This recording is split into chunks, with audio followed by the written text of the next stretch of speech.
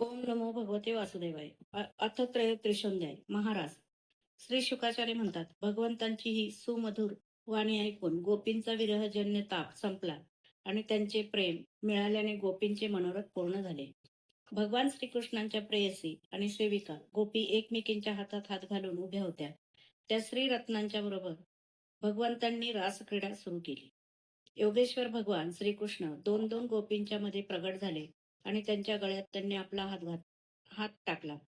प्रत्येक गोपीला असा अनुभव येत होता की श्रीकृष्ण केवळ आपल्याच जवळ आहे. अशा प्रकारे अनेक गोपींच्या समूहात श्रीकृष्णांचा रासोत्सव सुरू झाला. त्यावेळी आकाशामध्ये शेकडो विमानांची गर्दी झाली होती. रासोत्सवाच्या दर्शनाच्या उत्सुकतेमुळे स्वतःला विसरलेले सर्व देव आपापल्या पत्नींसह तिथे येऊन पोहोचले. स्वर्गातील दुधुंबी वाजू लागल्या. स्वर्गीय पुष्पांचा वर्षाव होऊ लागला. गंधर्वगण आपापल्या पत्नींसह भगवंतांच्या निर्मल यशाचे गायन करू लागले.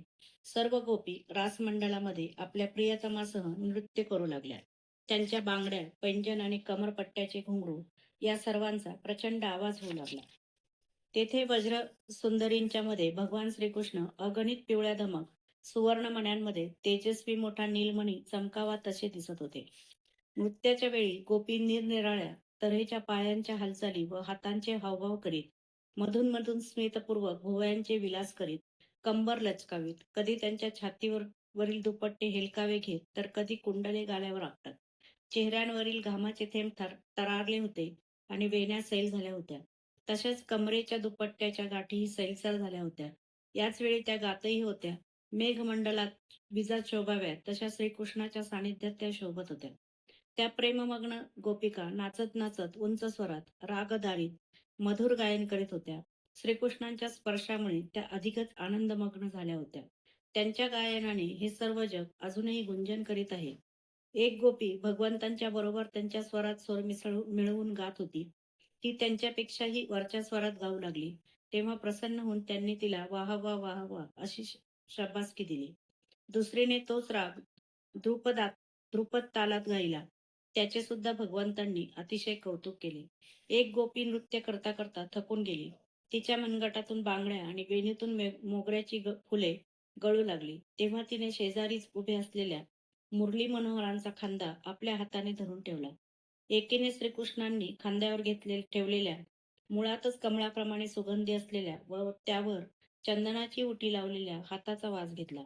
त्यामुळे रोमांचित होऊन तिने त्या सुंदर हाताचे चुंबन घेतले. नाचताना एका गोपीचे कुंडल हलत होते. त्याच्या कांतीने तिचा गाल चमकत होता. तिने आपला गाल श्रीकृष्णांच्या गालाला लावला.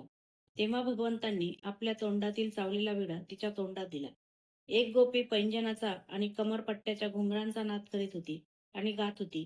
ती जेव्हा थकून गेली तेव्हा तिने आपल्या शेजारीच उभे असलेल्या श्यामसुंदरांचा मंगल हात आपल्या दोन्ही स्तनावर ठेवून घेतला. लक्ष्मीचाच केवळ पती असणाऱ्या श्रीकृष्णांना आपला प्रियतम करून घेऊन गोपी गायन करीत त्यांच्याबरोबर विहार करू लागल्या. यावेळी श्रीकृष्णांनी त्यांच्या गळ्यात आपले हात घातले होते. कानावरील कमळे, गालावर उडणारे कुरळे केस आणि घामाचे बिंदू यांनी ज्यांची मुखकमले शोभत आहेत, अशा गोपी भ्रमर गायक असणाऱ्या रासमंडलामध्ये श्रीकृष्णांच्या बरोबर नृत्य करीत होत्या. त्यावेळी त्यांच्या बांगड्या, पैंजण आणि अन्य वाद्ये वाजत होती. तसेच त्यांच्या वेण्यांमध्ये गुंफलेली फुले इतस्ततः विखरून पडत होती. लहान मुलाने आपल्याच प्रतिबिंबाशी खेळावे त्याचप्रमाणे रमारमण आपलीच प्रतिबिंबे असणाऱ्या त्यांना कधी छातीशी धरत, कधी हाताने कुरवाळीत, कधी प्रेमपूर्ण नजरेने त्यांच्याकडे पाहत, तर कधी लिलेने मोठ्याने हसत, अशा प्रकारे त्यांनी वज्रसुंदरींबरोबर क्रीडा केली.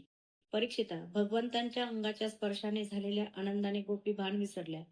फुलांचे हार तुटले, दागिने अस्ताव्यस्त झाले. त्या आपले विस्कटलेले केस, वस्त्रे आणि चोळ्या सुद्धा सांभाळण्यास असमर्थ झाल्या. श्रीकृष्णांची ही रास क्रीडा पाहून स्वर्गातील देवांगना सुद्धा कामोहित झाल्या आणि नक्षत्रांसह चंद्र सुद्धा चकित झाला. जरी भगवान स्वतःच रमणारे असले तरी सुद्धा त्यांनी जेवढ्या गोपी होत्या तेवढीच रूपे सहज धारण केली आणि त्यांच्याबरोबर विहार केला. हे राजा, जेव्हा पुष्कळ वेळपर्यंत विहार केल्यामुळे गोपी थकून गेल्या, तेव्हा करुणामय श्रीकृष्णांनी प्रेमाने आपल्या सुखद करकमलांनी त्यांच्या चेहऱ्यावरून हात फिरवून त्यांचा सीन दूर केला. भगवंतांच्या नखस्पर्शाने गोपींना अतिशय आनंद झाला. त्यांनी ज्यांच्यावर सोन्याची कुंडले झगमगत होती आणि कुरळे केस भिरभिरत होते. अशा आपल्या गालांच्या सौंदर्याने आणि अमृतासारख्या मधुर हास्ययुक्त नजरेने श्रीकृष्णांचा सन्मान केला आणि त्या प्रभूंच्या पवित्र लीलांचे गायन करू लागल्या.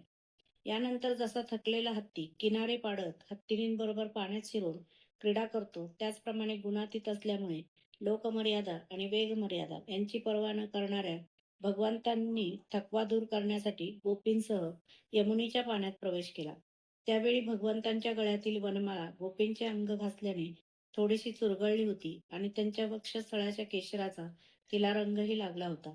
तिच्या चारही बाजूंनी गुणगुणणारे भुंगे त्यांच्या पाठोपाठ चालले होते. जणू गंधर्वराज त्यांच्या कीर्तीचे गायन करीत पाठोपाठ चालले आहेत. परीक्षिता, यमुनेच्या पाण्यात गोपींनी प्रेमयुक्त कटाक्षांनी भगवंतांच्याकडे पाहत हसत हसत त्यांच्यावर इकडून तिकडून खूप पाणी उडवले. विमानात बसलेल्या देवता फुलांचा वर्षाव करून त्यांची स्तुती करू लागल्या. अशा प्रकारे यमुनेच्या पाण्यात आत्माराम श्रीकृष्णांनी गजराजाप्रमाणे विहार केला. यानंतर गोपी आणि भुंग्यांच्या थव्यांनी वेढलेले भगवान यमुना तीरावरील उपवनात गेले. ते अत्यंत रमणीय होते. त्यांच्या चारही बाजूंनी पाण्यात आणि जमिनीवर उमटलेल्या फुलांचा सुगंध घेऊन मंद मंद वारा वाहत होता. तेथे जसा मदोन्मत्त हत्ती हत्तीणीच्या कळपासह फिरतो, त्याप्रमाणे श्रीकृष्ण त्या वनात फिरून करू लागले. जिच्यामध्ये अनेक रात्री एकत्रित झाल्या होत्या, अशी ती शरद ऋतूतील रात्र चंद्राच्या चांदणीने सुंदर झाली होती. शरद ऋतूसंबंधी ज्या रसांचे वर्णन काव्यात वाचायला मिळते, त्यानुसार ती रात्र होती. त्या रात्री सत्यसंकल्प श्रीकृष्णांनी आपल्या प्रेयसी गोपींसह शुद्ध सत्वमय रासक्रीडा करीत अनेक प्रकारे विहार केला. राजाने विचारले, जगाचे स्वामी भगवान यांनी आपला अंश श्री बलरामांसह धर्माची स्थापना आणि अधर्माचा नाश करण्यासाठी अवतार धारण केला होता. ब्राह्मण हे ते धर्म मर्यादेचा उपदेश करणारे, स्वतः आचरण करणारे आणि त्या सर्वांचे रक्षण करणारे होते. असे असता त्यांनी स्वतः परस्त्रियांना स्पर्श करण्याचे धर्मविरोधी वर्तन कसे केले? भगवान श्रीकृष्णांना कोणतीही इच्छा नव्हती. असे असतानाही त्यांनी कोणत्या उद्देशाने हे अयोग्य कर्म केले? हे ब्रह्मचारी मुनीश्वर, कृपा करून आपण माझा हा संशय दूर करा. श्री शुक म्हणतात, अलौकिक पुरुषांची कधी कधी धर्माचे उल्लंघन आणि लौकिकदृष्ट्या अविचारी कृत्ये दिसतात, परंतु ही त्या तेजस्वी पुरुषांना दोषास्पद ठरत नाही. जसे अग्नी सगळे खातो, परंतु त्यामुळे तो अपवित्र होत नाही. ज्या लोकांच्या अंगी असे सामर्थ्य नसते, त्यांनी मनाने सुद्धा अशा गोष्टी करता कामा नयेत. एखाद्याने मूर्खपणामुळे असे कृत्य केलेच तर त्याचा नाश होतो. जसे भगवान शंकर हालाहाल विष पिले, म्हणून दुसरा कोणी पिईल तर तो जळून जाईल. म्हणून जे थोर आहेत त्यांचा उपदेश नेहमी सत्य असतो आणि आचरण काही वेळा सत्य असते. म्हणून बुद्धिमान माणसाने त्यांचे जे आचरण त्यांच्या उपदेशानुसार असेल तेवढेच आपल्या जीवनात उतरवले पाहिजे. परीक्षिता, अशा सामर्थ्यवान पुरुषांच्या अंगी कर्ताभाव नसतो. शुभ कर्म करण्यामध्ये त्यांचा काहीही स्वार्थ नसतो आणि अशुभ कर्म करण्याने त्यांचे काही नुकसान होत नाही. असे जर आहे तर मग जे पशु पक्षी मनुष्य देव इत्यादी सर्व चराचर जीवांचे स्वामी आहेत, त्यांच्याशी मानवांच्या बाबतीतील शुभ आणि अशुभ यांचा संबंध कसा जोडता येईल? ज्यांच्या चरणकमलांच्या परागांचे सेवन करून भक्तजन तृप्त होतात, ज्यांच्याशी जोडले गेलेले योगी त्यांच्या प्रभावाने आपली सर्व कर्मबंधने तोडून टाकतात आणि ज्यांचे तत्व जाणणारे ज्ञानी पुरुष स्वच्छंदपणे वागूनही कर्मबंधनात अडकत नाहीत, तेच भगवान स्वतःच्या इच्छेने आपले स्वरूप प्रकट करतात, त्यांना कर्मबंधन कोठून असणार? गोपी, त्यांचे पती आणि सर्व जीव यांच्या अंतःकरणामध्ये जे आत्मरूपाने विराजमान आहेत, जे सर्वांचे साक्षी आहेत, त्यांची देह धारण करणे ही केवळ लीला आहे. भगवान प्रपंच सुखात रमलेल्या जीवांवर कृपा करण्यासाठी स्वतःला मनुष्य रूपाने प्रकट करतात आणि तशाच क्रीडा करतात की ज्या ऐकून जीवांनी भगवत परायण व्हावे.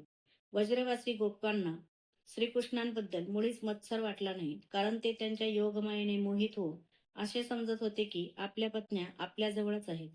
ब्राह्ममुहूर्त आला, पहाट झाली, आपल्या घरी परत जाण्याची गोपींची इच्छा नव्हती. तरी भगवान श्रीकृष्णांच्या आज्ञेने भगवंतांना प्रिय असणाऱ्या गोपी आपापल्या घरी निघून गेल्या.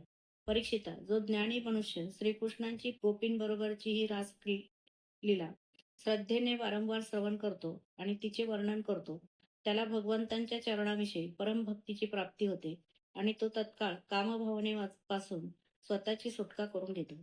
अध्याय 33 समाप्त.